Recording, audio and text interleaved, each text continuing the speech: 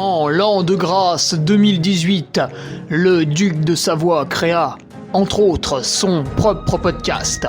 Celui-là même. Depuis, il perdure, traversant le temps comme une épée à deux mains traverse les côtes d'un pourceau. Car, fatigué d'entendre la même soupe servie, encore et encore par de vils faquins sur de fades et disgracieuses vidéos YouTube, il dut innover. Proposant sa parole, parfois grossière, parfois téméraire quelque peu, incisive mais toujours issue d'un vécu, le duc, sur un format plus ou moins long que lui seul décide, en tant que monarque, traite dans son infinie bonté d'une questionnette qui te taraude. Car il est comme ça, notre duc, humaniste, amoureux du vivant, la main sur le cœur, il veille sur son duché. Puisses-tu, ici, passer un bon moment assis en tailleur au coin du feu ou cavalant sur ton fidèle destrier vers de nouvelles aventures. Pose donc cette hallebarde, débarrasse-toi de ton home et nettoie les taches de sang de ce visiteur qui, troublant ta quiétude, s'est vu embrasser le mur afin de savourer pleinement la divine parole. Paix sur terre, mon ami, et allons-y!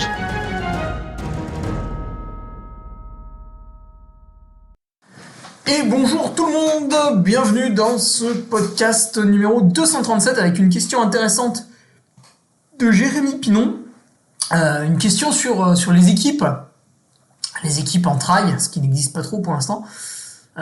Classement team à l'UTMB, est-ce que c'est l'esprit trail, quoi?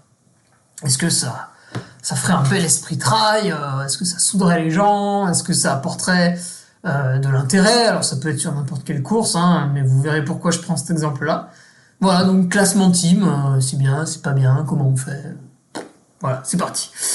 Avant ça, bien sûr, l'introduction extrêmement longue, avec, vous l'avez vu sur mon site web, site où je revends des produits de mes partenaires, mais avec le petit logo Duc Army, Duc Army, le logo qui va bien.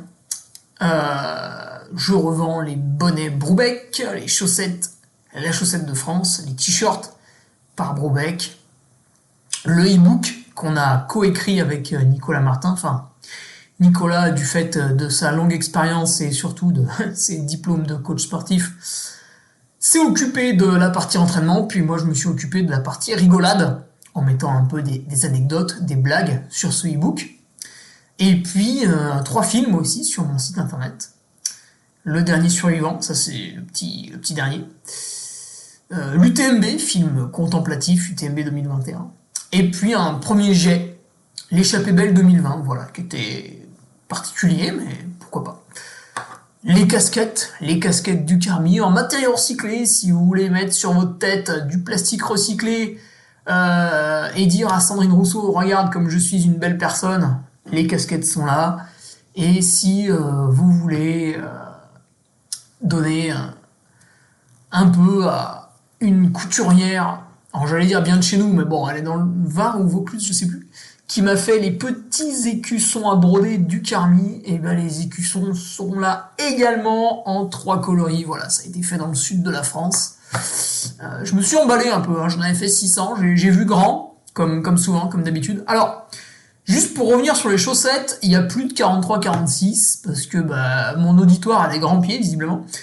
Il reste encore quelques 39-42, très très peu de 35-38, et quand je disais je vois grand, je vais craquer, c'est-à-dire je vais les reproduire. Alors à chaque fois, on peut pas en reproduire une trentaine, c'est des quantités un peu excessives, on va dire. Je vais les reproduire, je les aurai, je crois, en février. Et je vais aussi faire un autre modèle dont je devrais avoir l'échantillon courant janvier et la production en avril. Donc investissement maximal pour un maximum de plaisir. Voilà. Alors, que dire de plus au niveau de l'athlète que je suis, ce bel homme, ce garçon talentueux que je représente au quotidien, ce héros du 21e siècle, ce demi-dieu, comme certains aiment parfois m'appeler, se mettant à genoux sur mon passage et proférant des des messages d'encouragement au nom de ma divinité personnelle. Petite Sangerun. Alors qu'est-ce que la Sangerun? C'est une course locale. J'allais dire un saucisson, mais non, c'est une course à jambon.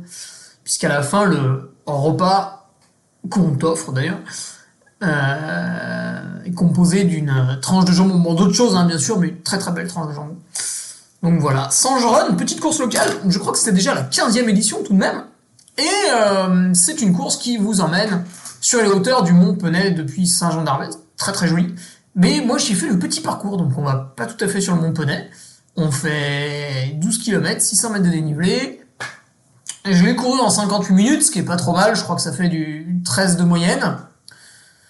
Et ah non, un peu moins, 12 et demi. Et en fait, j'ai terminé 8ème, donc 12 km, 600 mètres de dénivelé, 58 minutes, et je suis 8ème sur une course tout à fait banale dans la Savoie. Voilà, donc ici, on aime le sport. Le premier met 53 minutes, pas mal de jeunes, étudiants, juniors, espoirs, un peu de tout. Voilà, ça allait vite, ça décrasse un peu. Alors pourquoi j'ai fait ça? Pourquoi je suis allé à Sangerun? Qu'est-ce qu'il y avait à gagner? Bah absolument rien. Déjà parce que ça me fait plaisir quand je ne travaille pas le week-end, c'est très très rare. Ça me fait plaisir de me rendre sur une compétition. Alors je précise, je paye mon dossard, hein, parce que c'est vrai que souvent on voit des coureurs qui demandent à être invités parce que ce sont des très grandes gloires ou juste des gens qui pensent qu'ils sont forts alors que...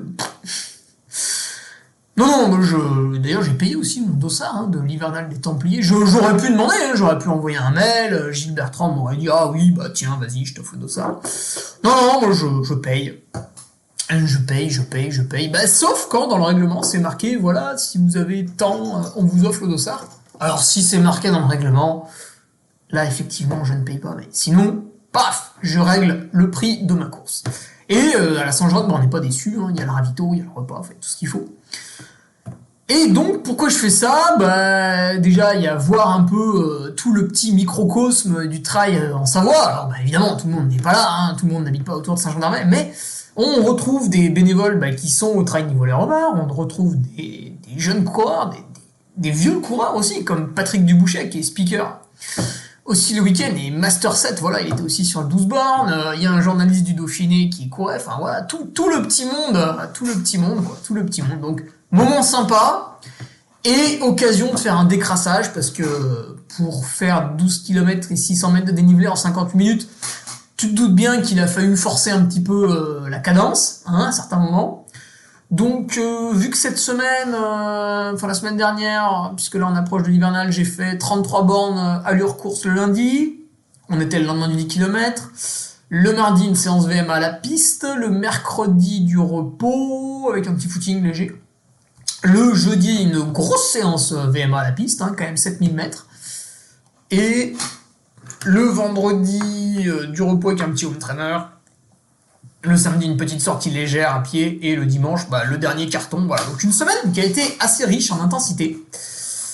Et cette semaine, tu l'as vu sur mon Strava, démarre de manière paisible. L'heure est à la récupération. Il y a eu peut-être un peu de caresses dans un spa, c'est vrai. Voilà, un petit bain chaud pour diminuer les tensions.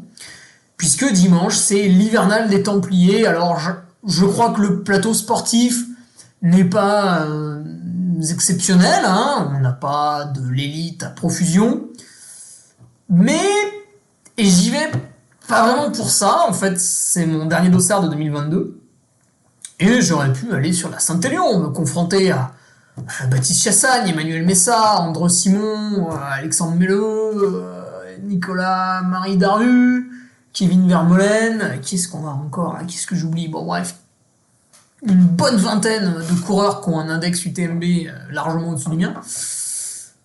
Mais je ne le fais pas, parce que la Saint-Élion, voilà, il y a quand même un facteur monde à gérer, l'organisation, c'est une tanasse, c'est stressant. Et là en fait, je serai avec des amis à l'hivernal des Templiers, on va séjourner dans un gîte qui ressemble plus à un château qu'autre chose. Je pense que les murs font à peu près 4 mètres d'épaisseur. On va ensuite faire la course 2 jours, donc c'est quand même plus sympa, Sur l'Écosse c'est très particulier, vous courez dans la vallée, vous avalez une montée de ouf pour monter sur le plateau, raid et tout, vous traversez le plateau, là c'est plat, vous redescendez le plateau, vous faites un ravito dans une bergerie, une cave, Dieu sait quoi, un truc ancestral en tous les cas. Vous croisez 3 patelins, vous vous demandez s'ils ont l'électricité et l'eau chaude, hein, vous n'êtes pas sûr. Ouais, là on est vraiment au sud-ouest de Millau, du côté de Roquefort sur Souzon, on est quand même vraiment dans quelque chose qui me plaît beaucoup. Donc je suis ravi d'aller me mettre une cartouche tout seul là-bas. Voilà, je vais me saigner la gueule. Alors je me fais un. Vous savez, moi je suis pas très place parce qu'en fait les places dépendent des autres. C'est-à-dire que s'il y a un faible niveau sportif sur la course, vous pouvez gagner la course. Mais en fait, ça n'a aucun intérêt. Et s'il y a un gros niveau sportif sur la course, vous pouvez livrer votre meilleure performance et en fait vous finissez 25e. Donc la place n'est pas importante. Ce qui est important, c'est le chrono. Et le chrono, je vois que l'an dernier, Jérémy Nion, que j'ai déjà croisé sur quelques courses, a terminé en 6h03 pour 66 km et 2300 mètres de dénivelé. Il a indiqué qu'il y avait pas mal de bouts, que c'était assez difficile, assez glissant. Donc je me dis que si je suis en forme, ce que j'ai essayé de faire ces dernières semaines, il y aurait un truc marrant à faire, c'est de mettre moins de 6 heures. Voilà. Donc, réponse dimanche, je crois que la course est chronométrée par Race Result, donc j'imagine qu'il y aura un lien sur leur site internet pour suivre. Il y a 3 points de contrôle, ça c'est sûr, donc après est-ce qu'ils sont relayés, je pense que oui. Voilà, rendez-vous dimanche pour suivre tout ça à 6h30, premier point de passage un peu après 8h. Voilà. Et pour mes patriotes, bien sûr, la petite préparation vendredi sur Patreon, vous n'y couperez pas. Quoi d'autre à dire au niveau de speaker ? Il y avait rien ce week-end. Ouais, ça fait du bien, ça relâche un peu. Week-end prochain, il n'y a rien non plus parce que je suis à l'Éternel Templier. Et du coup, je vais reprendre le micro. Enfin, le micro. Je serai sur le live de l'épreuve Bay UTMB en Thaïlande, vendredi 9 et samedi 10. Alors peut-être c'est un peu la nuit, hein, quand même, c'est un peu la nuit.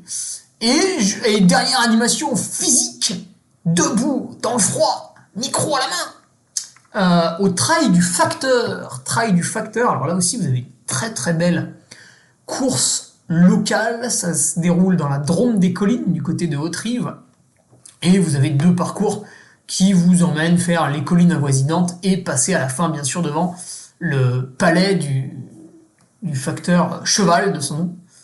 Voilà, il y a une petite histoire autour de tout ça, je ne tease pas trop, c'est très beau. L'arrivée se fait à l'intérieur du gymnase avec un ravitaillement gargantuesque, on pourrait nourrir Gérard Larcher, hein, rendez-vous compte.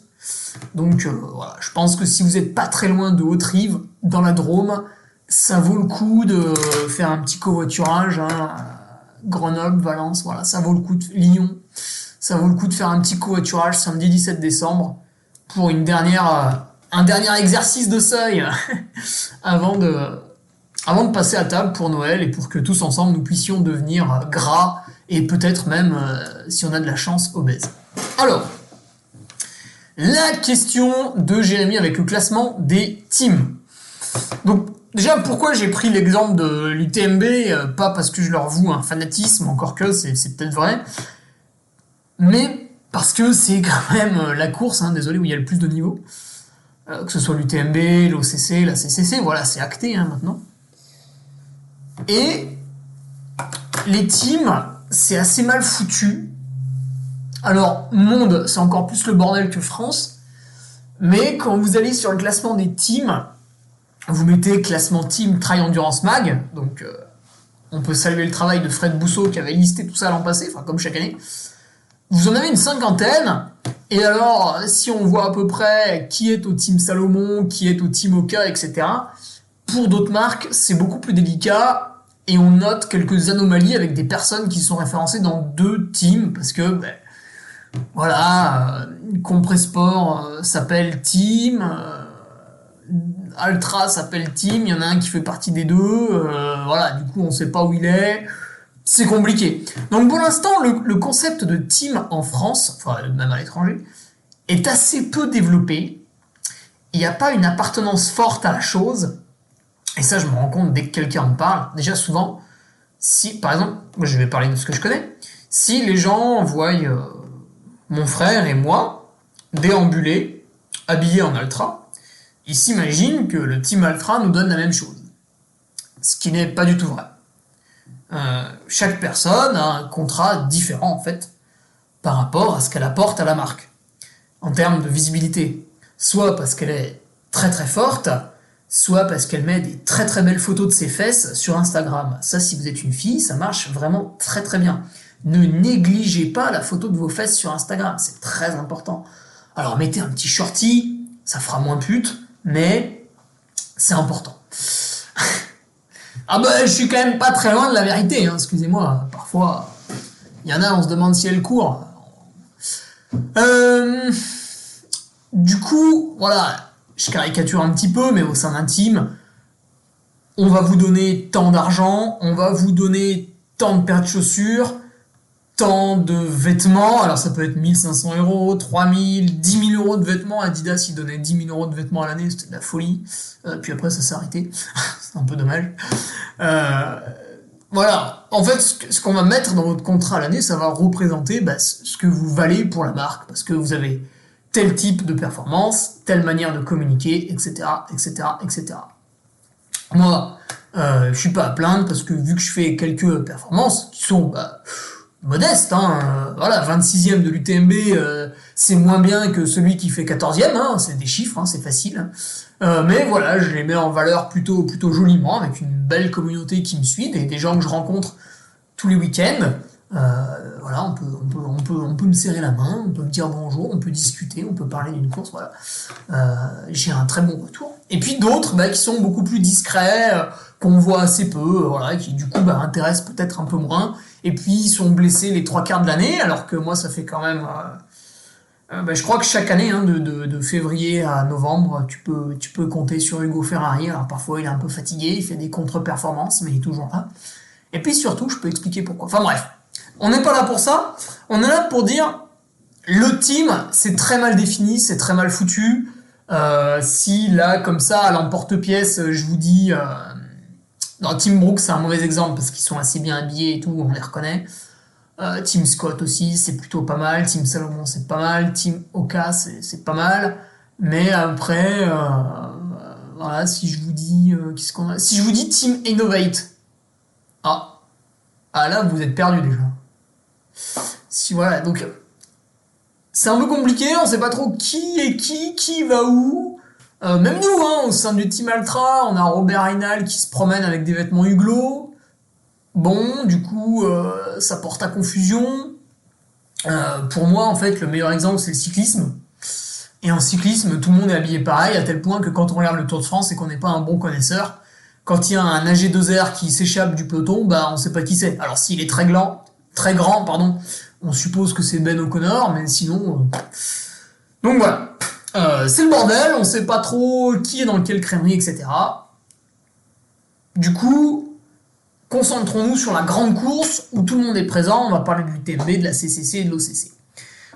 Et ça tombe bien, ce bordel ambiant, parce que sur mon Patreon, dans l'hiver, va sortir un article sur ma définition de ce qu'est un team. Qu'est-ce que ça représente, comment on doit s'habiller, qu'est-ce qu'un team doit nous donner. Parce que si les gars ils te filent 2 paires de chaussures, un slip, un short et un débardeur, c'est peut-être pas la peine de marquer team patati patata. Il faut quand même un minimum. À un moment donné, voilà, il faut qu'il y ait une image, il faut que vous ayez un certain nombre de vêtements pour véhiculer l'image de la marque tout au long de l'année. Mieux encore, mais ça n'arrive que très peu pour l'instant. Ce qui serait bien, c'est que la marque arrête de changer chaque année de design pour qu'on puisse porter les vêtements de nombreuses années. Moi, j'ai des t-shirts, ça fait depuis 2017 que je les porte à l'entraînement. Ils se portent très très bien, les t-shirts. Donc, sur mon Patreon, on va retrouver un article. Et il n'y a pas que moi qui... Enfin, moi, je vais écrire la majeure partie, bien sûr. Mais je ferai intervenir Fred Bousseau, qui a une expérience exceptionnelle en trail, voilà, communication avec les athlètes. Les team managers, les trucs, les machins. D'ailleurs, il y a des teams, il n'y a pas de team manager. C'est la foire, en fait. Je ferai peut-être intervenir aussi une personne de Sidas Matrix, parce que c'est un team qui est extrêmement bien managé. Pourquoi pas Jean-Michel Fort-Vincent de Salomon, mais il est assez pris, donc je verrai, voilà. Bref, j'ai quelques idées pour vous pondre un article pas trop mal, pour essayer de cadrer un peu c'est quoi un team, l'image qui doit en ressortir, machin, truc, bidule, voilà, pour pas qu'il y ait des trucs à la saucisse. Donc aujourd'hui, revenons sur le classement par équipe. Qu'est-ce qui existe à l'heure actuelle? Absolument rien. Aujourd'hui, dans les 20 premiers à l'UTMB, vous avez beaucoup de coureurs du team Oka. On aurait pu dire que le team Oka était vainqueur par équipe de l'UTMB, mais ça n'existe pas. Ça n'existe pas, donc on ne peut pas le dire. Ultra était deuxième. Pour l'instant, ce qui se fait, c'est sur certaines courses, vu que c'est amusant, bon enfant et rigolo, on va récompenser le club, l'équipe, le team, enfin appelez ça comme vous voulez, le groupe qui est venu en nombre sur la course. Voilà, donc, par exemple, j'animais le Trail des Forges là, il y a 10 jours, et on a récompensé le club le plus représenté. Ils étaient 20, je crois, à être venus, ils se sont inscrits. Dans l'inscription, ils ont tous mis le même nom, là où il y a le petit encart club. Et du coup, pour le chronométreur, c'est facile de compter combien il y en a d'inscrits. Paf, on sort le chiffre, là où il y en a le plus, on met un lot. Ça, nous, on le fait aussi au Trail Niveau-les-Revards, on récompense les 3 clubs les plus représentés. Donc, quand vous vous inscrivez au Trail Niveau-les-Revards, les inscriptions ouvrent demain, hein, jeudi 1er décembre, voilà. Mettez bien le nom de votre club pour qu'on puisse compter combien il y en a au total. Et s'il vous plaît, tous avec la même orthographe, sinon le logiciel va pas bien vous compter. Bon, après on peut retoucher, mais c'est super long, super chiant. Donc, si vous pouvez m'éviter de faire des trucs pénibles, ça sera sympa. Donc aujourd'hui, en fait, il n'y a rien, il n'y a pas de course où on fait des classements par équipe, ça n'existe pas. C'est un petit peu dommage. On récompense simplement le club qui a été le plus nombreux. Bon, alors ils ont peut-être pas forcé, hein. Si vous avez 50 randonneurs qui viennent et qui finissent tous derniers, c'est quand même les plus représentés. Hop, ils repartent avec la bouteille de rouge et le saucisson, et puis voilà. Donc, on pourrait, par exemple, émettre une première hypothèse, c'est-à-dire que sur les courses de grande envergure, on les connaît, hein, les courses de grande envergure, c'est les courses de l'UTMB, OCC, CCC, c'est la Trail Gran Canaria, Madère, c'est les courses Golden Trail Series, c'est le Trail du Ventoux, c'est le Marathon du Mont Blanc, c'est le Festival des Templiers, c'est la Saint-Élion, c'est la Maxi Race. Voilà, il y a quand même une vingtaine de courses, une trentaine, où on peut dire, voilà, c'est une course où il y a un plateau relativement conséquent, avec un nombre de coureurs élevé, et dans ce cas-là, on peut relever des équipes. Alors, un truc que j'ai envie de copier, moi, si je serais dictateur et que je déciderais de tous les règlements de tous les trails en France, mais je ne suis pas dictateur, c'est bien dommage d'ailleurs, on peut faire comme en cross. En cross, et là ça va être la saison des crosses, je vais d'ailleurs participer à des crosses avec mon club d'Aix-les-Bains, vous avez un classement, si je dis pas de bêtises, c'est les 5 premiers, et on additionne les places, ou les temps. Voilà, ça y est, je suis déjà largué, là, je sais plus déjà si c'est les places ou les temps qu'on additionne. Bon, tant pis. Donc sur votre classement, donc vous avez le premier du club qui finit 8ème, le deuxième il finit 13ème, le troisième il finit 14ème, le quatrième il finit 25ème, etc. Et on additionne les places jusqu'à les 5 premiers, ça donne un chiffre. Plus le chiffre est élevé et plus vous êtes loin dans le classement des teams. Donc si vous faites 1, 2, 3, 4, 5, vous avez le chiffre le plus petit et vous êtes premier par équipe. Alors en trail, c'est peut-être un peu moins valable parce que les écarts entre les participants sont conséquents. Du coup, on pourrait peut-être se baser sur le cumul des temps.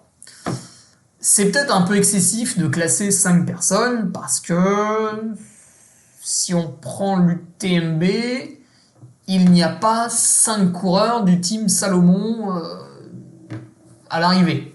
Je ne suis pas tout à fait sûr qu'il y en a eu 5 au départ. Donc, on pourrait peut-être faire un classement, ce qui me semble plus pertinent, un peu élitiste, c'est vrai, sur les 2 premiers hommes et la première dame. ou les 2 premiers hommes et les 2 premières dames. Mais, encore une fois, je m'appuie sur des chiffres, c'est pas misogyne de dire ça, il y a moins de femmes sur les ultra-trail en général. Il y a 10% de féminines au départ. À l'UTMB, il y a à peu près, je crois que c'est 12% de féminines au départ. Donc quand vous avez 1500 coureurs, vous avez à peu près 150 féminines. Forcément, mais elles sont pas toutes dans les teams, c'est compliqué d'en avoir 2 pour chaque équipe. Mais bon, ça peut évoluer, donc à voir. Voilà, on pourrait prendre les 2 premiers mecs, on ajoute leur temps, et puis la première dame, on ajoute son temps. Et puis pour les teams qui ont beaucoup de coureurs, je pense à Oka et Altrac qui se sont distingués cette année à l'UTMB, ils en ont tous les deux 5 dans les 30 premiers. Pour ces teams-là, on pourrait faire une équipe 2, une équipe 3, etc. Mais au moins, avec 2 hommes et une femme, on pourrait classer énormément d'équipes. Sinon, on pourrait faire 2 hommes et 2 femmes, mais c'est un peu dur, et encore pire, 3 hommes et 2 femmes. Voilà, ce serait difficile. Et après, à voir, est-ce qu'on leur met le chrono ou la place? Voilà, on pourrait s'amuser, faire des tests. Une année, on met le chrono, une année, on met la place. Voilà, on regarde quelle fois ça a été con, quelle fois ça a été intelligent, et puis voilà. Et du coup, ce que Jérémy supposait, en fait, ce qu'il me demandait, c'était est-ce que, selon toi, ça aiderait à ce qu'il y ait moins d'abandon sur la course? Alors, de premier abord, on pourrait dire, mais Jérémy, j'abandonne parce que j'ai mal au genou, en fait. À quel moment ça me fait moins mal au genou de savoir que je suis dans une équipe? Alors, attention, on est sur... Moi, là, je vous parle beaucoup d'ultra-trail, mais on pourrait imaginer trail plus court. Mais sur des trails longs, en fait, souvent, c'est le mental qui flanche. À un moment donné, votre mental est en berne parce que vous en avez plein le cul, parce que vous avez mal aux pieds, parce que vous avez mal ceci, mal cela, parce que vous êtes en stress par rapport à la nuit, etc. etc. En fait, il y a toutes les raisons possibles et imaginables qui influent sur votre mental pour que, au bout d'un moment, votre cerveau vous convainc de prendre une décision rationnelle qui est d'abandonner et de ne pas continuer dans la souffrance qui est vôtre. Donc, le fait d'ajouter cette appartenance à une équipe pourrait inciter le coureur à se battre jusqu'au bout et à ne pas abandonner parce que repose sur lui l'équipe. Par exemple, si vous êtes patriote et que vous avez écouté mon débrief avec Nicolas Martin, petit audio le lundi là, sur les mondiaux en Thaïlande, Paul Matou savait qu'il était le 3e coureur de l'équipe de France et donc il s'est dépouillé jusqu'au bout pour faire un chrono correct pour offrir à la France la 2e place par équipe. Et du coup, parce que souvent à l'UTMB ou les grandes courses, ce qu'on reproche aux favoris, c'est d'abandonner. En fait, c'est assez faux. Ils abandonnent pas beaucoup plus que les gens lambda, on va dire. Nos favoris, nos bons coureurs, nos élites, comme on aime le dire, l'élite, celui qui est largement supérieur à toi, prosterne-toi. Nos bons coureurs, en fait, quand ils abandonnent, évidemment, l'abandon est médiatisé. Si Jim Wamsley abandonne une course, tu te doutes bien qu'il y aura des photos, des paragraphes écrits là-dessus. Si Jean-Paul machin truc abandonne une course, hormis sa femme, tout le monde s'en fout derrière. Ouais, c'est 2 potes et tout, mais voilà, il n'y aura pas d'article sur l'abandon de Jean-Paul. Ça n'intéresse personne. Donc c'est vrai qu'en fait, les abandons du milieu de peloton sont beaucoup moins médiatisés. Et finalement, on s'en rend compte que quand, je crois que c'était en 2018, à la Montagnarde, il y a eu 25% d'arrivées. Là, on s'est dit, tiens, il y a beaucoup d'abandons. Bah oui, il y a 75% d'abandons. Effectivement, c'est un peu beaucoup. Du coup, c'est vrai que ça pourrait forcer nos athlètes de haut niveau, ça pourrait les amener à se battre jusqu'au bout malgré finalement une méforme. Par exemple, cette année, Thibaut Garivier prend le départ de l'UTMB pour faire un top 5, pour se rapprocher des 21h. Finalement, il est un peu fatigué, il n'est pas dans la forme de sa vie, il n'est pas dans la forme qu'il a imaginée, mentalement c'est dur, le physique ne suit pas. Il se bat jusqu'au bout comme un lion parce qu'il respecte la course, c'est sa première fois ici, il veut absolument finir, et il termine 10e en 22h10, je crois, je sais plus, 22h30, je sais plus. Je me rappelle plus. 22h10, ouais, 22h07. Mais effectivement, il n'a pas évolué à son vrai niveau, et il a été tenté d'abandonner, comme certains l'ont fait. Voilà, Namberger, soi-disant, il avait une petite blessure, bon, quand il est arrivé à Courmayeur, il n'était pas en train de boiter non plus, Tollefson, c'est le 4e abandon de suite, voilà, est-ce qu'on doit l'inviter encore l'an prochain? Je suis pas sûr. Voilà, il y a eu de l'abandon discutable. Après, il y a eu Pau Capel qui nous a fait un malaise. Bon, là, on l'autorise à s'arrêter, hein, bien sûr. D'ailleurs, c'est sa conjointe et son coach qui lui ont dit non, non, Pau, arrête là, arrête. À Champais. Voilà, donc, c'est vrai qu'il peut y avoir un petit aspect mental. Donc, t'es fatigué, t'es pas au top de ta forme, t'as envie d'arrêter parce que c'est long, parce que c'est pénible, etc. Puis respecter la course, tu t'en tamponnes le coquillard, hein, parce que tu t'arriveras à te faire inviter l'an prochain. Et ben, finalement, non. Finalement, non, tu vas te dire, ah bah ouais, mais je suis le deuxième de l'équipe, il compte sur moi, il y a le classement, c'est important, on va peut-être être troisième par équipe, voilà, il y a un podium, il y a un petit lot, les partenaires sont contents, etc. C'est vrai que ça rajoute une carotte, ça rajoute un caractère au bordel. Alors, pour moi, du coup, c'est évident, il y aurait moins d'abandon. Il y aurait peut-être même plus de gestion, d'ailleurs. Moi, je trouve que c'est très très bien d'ajouter ce petit classement par équipe. Je pense que c'est vraiment très sympa. En plus, ça permet aussi, parce que dans les teams, vous en rendez pas compte, mais il y a des gens qui se connaissent pas. Il y a des gens, ils se connaissent pas dans les teams. Parce que pour l'instant, c'est le bordel. Ça permettrait un peu cette cohésion d'équipe. Regardez le team Sidas Matrix, pourquoi ils réussissent? Parce qu'en fait, au fil de l'année, les mecs deviennent des potes. Parce qu'ils habitent pas loin les uns des autres, parce qu'ils font des rassemblements, parce que le team manager, c'est un père de famille, parce que, enfin, il est chouchoute. Voilà. Parce qu'ils ont tous le même entraîneur ou presque. Voilà. Il y a un esprit, il y a une atmosphère. T'adhères à quelque chose, à un groupe.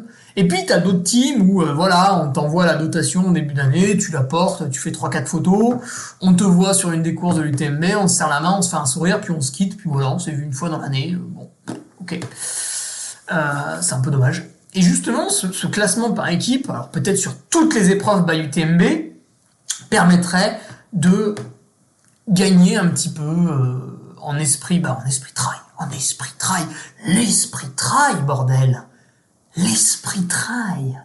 Rendez-vous compte, il est là, ça y est, on l'a touché. Ouais. Du coup, moi je vois bien ce classement, on peut même l'imaginer sur l'année. On peut l'imaginer sur une course, on peut l'imaginer à la Transgran Canaria, on peut l'imaginer à Madère, on peut l'imaginer à l'UTMB, voilà. Mais on peut l'imaginer sur un circuit. Donc le circuit by UTMB, le circuit Golden Trail, c'est des circuits qui sont très prisés par les bons coureurs. Et sur ces circuits, on pourrait s'amuser à classer les meilleurs teams sur chaque manche. Par exemple, alors je sais pas, il faudrait imaginer des règlements, hein, bien sûr, tout est à faire. Tout est à faire, là je donne des idées. Alors je ne sais pas si Isabelle Poletti m'écoute, David peut-être. mais là, il y a un truc à faire, Par exemple, on pourrait imaginer que sur les courses, quand on prend le calendrier by UTMB, c'est bien parce qu'il est hiérarchisé. Alors peut-être qu'il y a certaines courses qui vous plaisent pas, qui sont pas assez connues, qui sont pas ceci, qui sont pas cela, mais on peut pas nier le fait qu'il y a une pyramide, c'est hiérarchisé et tout, donc on peut s'amuser à imbriquer les briques les unes dans les autres. On pourrait dire, voilà, donc moi, Hugo Ferrari, j'appartiens au team Altra, voilà, ça a été défini. Le 1er janvier 2023, je suis dans le team Altra, point barre. J'ai d'autres partenaires, bien sûr. La nutrition, c'est Baou, la Chaussette de France, la Renarde, machin. J'ai d'autres partenaires, mais j'appartiens au team Altra. À ce moment-là, je participe, par hasard, au 100 Miles of Istria, voilà, qui est une course du calendrier by UTMB, qui est un événement event. Qui s'y veut le chat? J'enregistre là, Jean. Tu vois pas que j'enregistre? Tu vois pas que je suis occupé? Ça t'intéresse pas que j'enregistre le podcast? Tu t'en fous, toi, tu veux tes croquettes? T'as pas borné aujourd'hui, tu n'as pas mérité tes croquettes, Jean, tu comprends? Allez, fais dodo. Voilà, c'est bien. Et donc, en participant aux 100 Miles of Istria, si je fais dans le top 30, je vais marquer tant de points. Donc le premier du top 30 pourrait avoir 30 points, et le dernier du top 30 pourrait avoir 1 point. Si je participe à un événement major, le Val d'Aran, alors je ne vais pas le faire l'an prochain, mais imaginons, on pourrait se dire, bah voilà, sur les événements majeurs, c'est le top 50 qui marque des points. Donc là, face à moi, j'ai Thibaut Garivier du team Oka. Il a fait 2e du Val d'Aran, il marque donc 49 points, etc., etc. Et à la fin de l'année, les athlètes des teams, ils ont marqué tant de points, et le team a marqué tant de points, et du coup, il y a un classement. Et puis, on récompenserait sur l'UTMB le top 100. Donc, Florian Olivier, du team Simalp, termine 54e de l'UTMB, et du coup, il marque 46 points. Voilà, je dis n'importe quoi, mais c'est pour vous imaginer un peu le truc. Et ça, c'est intéressant, parce que, du coup, en faisant ça, certes, donc tous les grands teams, Salomon, Oka, Scott, Sidas, Matrix, etc., en participant régulièrement, alors ça peut être bien sûr ce que je citais, hein, le calendrier by UTMB, mais ça peut être le calendrier Golden Trail Series. Anthony Felber du team Sidas Matrix a terminé 6e de Zegama, patati patata, il a marqué tant de points, c'était les 20, 30, 40, 50 premiers qui marquaient des points, etc., etc. Ça permettrait de deux choses, c'est gagnant-gagnant, ça permettrait de structurer les teams, c'est-à-dire que du 1er janvier au 31 décembre de l'année 2023, 2024, etc., etc., on redéfinit, tous les 1er janvier, c'est redéfini. Tel athlète appartient à tel team. Et tant qu'il ne s'est pas enregistré lui-même sur la plateforme Golden Trail, sur la plateforme Index UTMB, tant que lui-même ne s'est pas enregistré, ses points ne sont pas validés. Voilà, comme ça, c'est simple. Donc c'est gagnant-gagnant parce qu'on structure ainsi les teams. Voilà, il n'y en a pas un qui mange à 2 râteliers, etc., etc. C'est clairement défini. Toi, tu appartiens à tel team.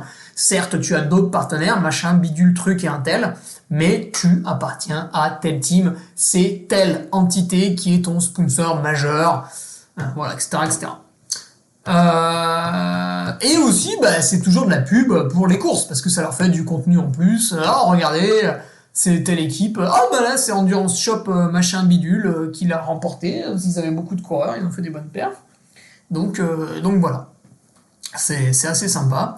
Et puis, en récompensant les 30 premiers, les 50 premiers via un système de points, c'est pas très élitiste, et du coup, vous avez des teams un peu secondaires qui peuvent venir se fighter. Alors, je sais pas, ça peut être, je dirais, Endurance Shop Chambéry, qui est un nouveau magasin, Intersport Pontarlier, le team Max Sport de Lucie Jamsin, voilà, ils sont une dizaine à aller sur un événement, tac, ils marquent des points, et du coup, on pourrait avoir un vrai esprit team sur des trucs un peu de seconde zone, comme l'a appelé Fred Bousseau dans son article. Il a écrit team internationaux, team nationaux, team régionaux, je crois. Bon, il y a d'autres catégories, mais voilà. Et ça permettrait à tout le monde de se mesurer, je sais pas moi, au team Salomon, qui serait le vainqueur hypothétique d'une année, etc., etc. Donc, en fait, absolument tout le monde gagnerait en visibilité et en clarté, parce que des fois, il y a de la visibilité dans tous les sens. Alors peut-être qu'il va m'en vouloir un petit peu, mais je vais citer Johan Stuck qui a beaucoup d'autodérision, donc il va pas mal le prendre ce que je vais dire. Mais Johan Stuck, par exemple, c'est vrai que voilà, il enchaîne pas mal de contrats de sponsoring et finalement on sait pas trop à qui il appartient. Donc peut-être que si on met cette chose-là en place, demain Johan Stuck va signer, alors je dis n'importe quoi parce que je l'ai pas revu depuis je sais pas combien de mois, donc j'en sais rien. Voilà, donc Johan Stuck au 1er janvier 2024, il est au Team Brooks. Alors, il a Iron en partenaire, il a La Plagne en partenaire, ceci, cela, Gore-Tex, ce que tu veux, enfin, je sais pas. Mais, il est référencé dans le Team Brooks.